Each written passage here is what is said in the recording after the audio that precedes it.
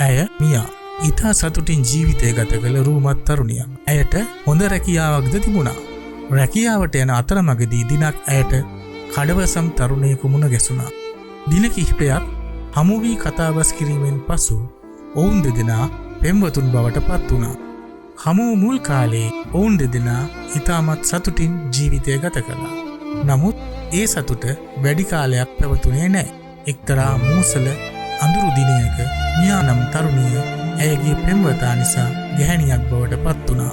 කාලය මෙලෙසින් ගෙවී යද්දී මියාගේ පෙම්වතා වෙනත් තරුණියක් සමග ප්‍රේම සම්බන්ධතාවයක් ඇති කරගෙන මියාගෙන් පෙන්වුණා. එය මියාට දරාගත නොහැකි වේදනාවක් අත්කර දුන්නා. ඇයට ජීවිතය නැති කරගන්නට සිතුණු වාර අනන්තය. මෙසේ ඊතා දුකින් කාලය ගත කරන මියාට ඇයගේ දෙමාපියන් විසින් විවාහය සඳහා තරුණයෙකු සොයා දුන්නා. නමුත් මේ පිළිබඳව දැනගත් මියා ඊටමත් බියට පත් වුණා. හේතුව වන්නේ කලින් පෙම්වතා නිසා ඇයට කන්‍යාභාවය අහිමි වීමයි. මේ පිළිබඳව කාටවත් කියන්න බැරි නිසා ඇය ගැටලුවට විසඳුමක් අන්තර්ජාලයෙන් සොයා බැලුවා. අවසානයේ ඇය විසඳුම සොයාගත්තා.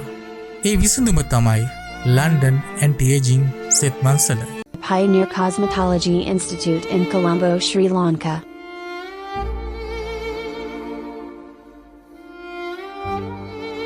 සාර්ථක ලෙස කන්‍යාභාවය නැවත සකස් කර ගැනීමෙන් පසු ඇය බය නැතුව විවාහ ජීවිතයට ඇතුළත් වුණා.